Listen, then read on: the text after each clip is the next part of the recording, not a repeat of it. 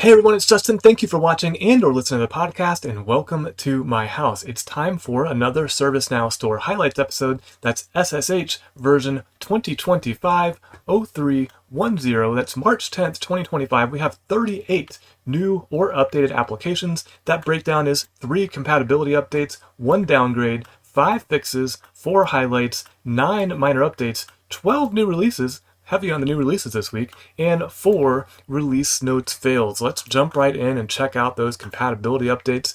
Again, there were 3 of them.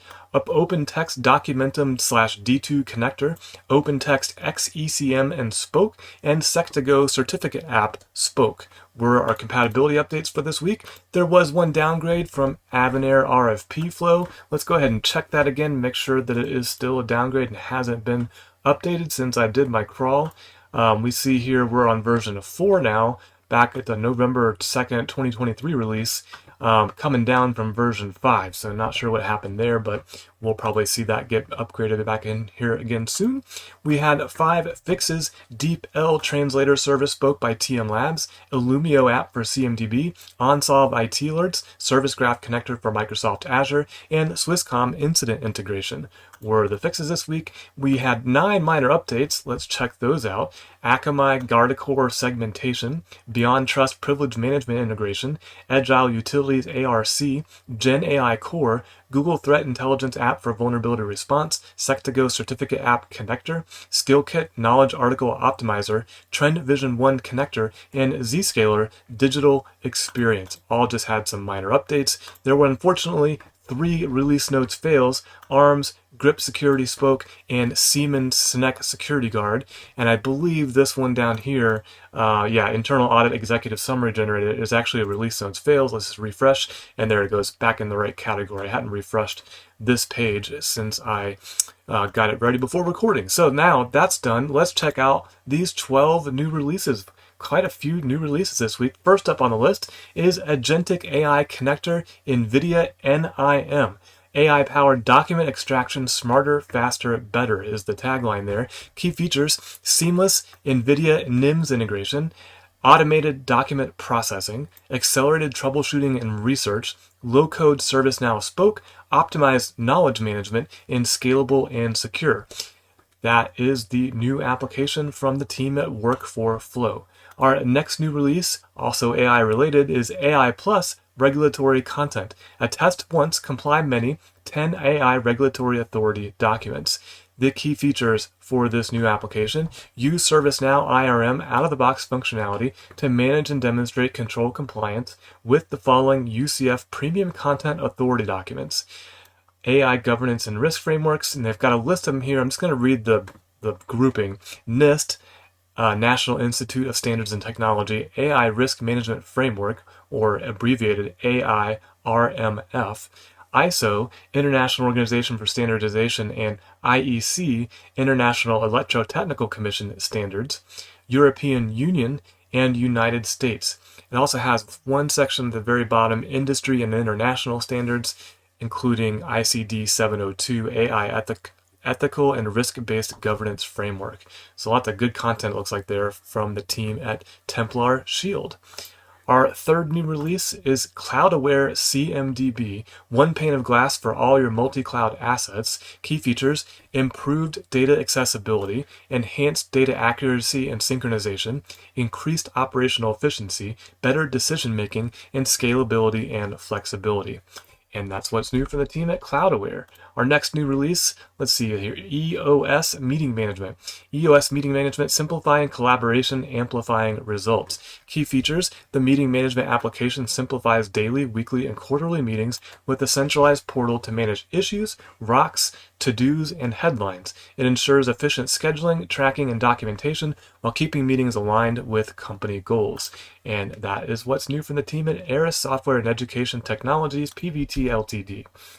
Our next new release is going to be the Genus Attachment Archiver Azure connector. Provides actions to create, read, update, and delete files in Azure repository. Key features: GAA Azure connector. Provides the following repository-specific functionality for Genus Attachment Archiver application. Flow actions to perform repository-specific requests, upload, download, delete, etc. Flows and subflows that perform basic workflow for archiving/restoring data in the specific repository. And that's what's new from Genus Technologies LLC. Our next one, I think, is also from Genus Technologies. It's the Genus Attachment Archiver Google Cloud connector. So same thing you just saw, but for Google Cloud. Next new release, HP Workforce Experience Platform Device Management. Optimized device oversight to accelerate issue resolution. Key features: view HP Workspace or Workforce Experience Platform devices directly in ServiceNow, standardized data for consistent and efficient device management procedures, access detailed device insights such as hardware health, warranty status, battery risk factors, and related events, automate the population of device information in incident forms to accelerate resolution, simplify setup and deployment with ServiceNow guided setup, customize how data is imported and managed within ServiceNow to fit your specific needs. And that's what's new from HP Workforce Solutions. Next up is going to be INRI TaxGenie or TaxoGenie. TaxoGenie is an AI-powered solution leveraging Now Assist to automate the taxonomy structuring of knowledge bases and product catalogs. Let's see. Key features: AI-powered taxonomy generation, automated categorization, time-saving automation, user guide refinement or user-guided refinement, and lastly, improved knowledge accessibility. And that's what's new from the team at Integridum LLC. They tripped me up last week too. Next new release is Kenna Security Extension for Container VR. Their tagline is the exact same thing as their app name, and key features: extend the Kenna Security No Plus scoring to Container VR. And that's what's new from Kenna Security Inc. Our next new application is Logic CPQ for sales order automation. Configure, price, and quote complex orders with Logic for SOM. Key features: configuration of complex products with Logic.io configuration engine. And that's what's new from the team at Logic.io Inc. Let's see. Next new application is User Inactivity Tracker. Manage user activity proactively with smart inactivity tracking. Key features: comprehensive monitoring, daily task tracking, automated response to inactivity. Deactivates and locks out inactive users. A task will be created and assigned to the responsible team, triggering the removal of groups and roles associated with inactive users, sends reminder notifications to users, and issues deactivation notices to relevant parties. And that's what's new from the team at Digital and Software Solutions Ltd. And our last new release for this episode is Virtual Agent for ZTM, ServiceNow Virtual Agent Bundle for Samsung SDS Zero Touch Mobility Application. Key features: developed to be used with a Samsung SDS Zero Touch Mobility Application. Virtual Agent for ZTM enables easy configuration to utilize Zero Touch Mobility application mobile lifecycle management workflows through simple chatbot experience. Using chat box, users can submit requests for order new device, enroll device, report lost/stolen, locate device, exchange device, unenrolled device, check request status. And it can be configured to work with third-party application, Microsoft Teams, and Slack. And that's what's new from Samsung SDS America Inc. And that is all of our new releases, which brings us to the highlights. We only have 4 this week, but a couple of them are pretty lengthy. The first up here is Black Kite Third-Party Risk Management upgraded version 2.0.0. And in this version, the ability to drive the following actions from the ServiceNow TPRM workflow through due diligence requests for engagements. TPRM is third-party risk management, if you weren't familiar with that already. And those features are, or those actions are, ability to start and stop monitoring a vendor from ServiceNow, vendor risk rating visualizations embedded in the vendor DDR and engagement view, interactive fair risk quantification for third parties, ability to use AI to parse multiple documents, pull compliance gap analysis for into DDRs and engagements, pull Black Kite reports into DDRs and engagements, a Black Kite rating dashboard across all monitored vendors, all ratings and trend tables for continuous monitoring, application logs to debug any possible issues.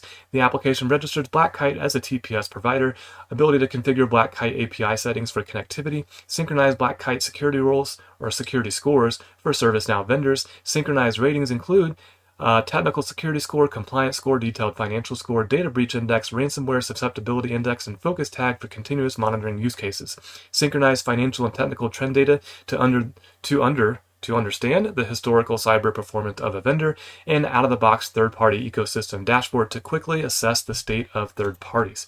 Whew, that was a lot, but very good and very detailed notes from the team at Norm Shield Inc. DBA, or doing business as Black Kite. Next up is Mobility Management Platform. It was updated to version 7.0.8, and in this version, another lengthy one, we have Xanadu certification, MMP email template to call notification email script in the same, so that they can get data into any table or dependent table and template. Included pick list labels functionality. Signed documents should be saved under case documents. Adjust participant tasks. Fix a defect where the email address value was not pre-populated on the email address field. Create email templates and autofill merge from case data. Updates to calculator inputs on balance sheet. Estimated start/end dates of mobility case. Now copy over to cost projection calculator when running a cost projection calculation. New integration with personal income tax calculator. Agent workspace has been enhanced, adding more components to it, hence adding more functionalities. Some new templates of emails are created, which can be used by clients to generate emails. Proxy location fields are added in the calculation instance, which helps in storing data returned from calculators or balance sheet. Added cost projection total values for year 4, 5, and 6. Add new field for categorizing the calculation instance as an actual or estimated costs. And lastly, PDF font special character bug that looks like it has been fixed. And that is what's new from the team at Mercer US Inc. with some more great release notes. Next up is going to be Tanium Vulnerability Response Integration. It was updated version 1.5.6, and they have a handy little link in here to review their release notes, which I love. So let's check out those release notes.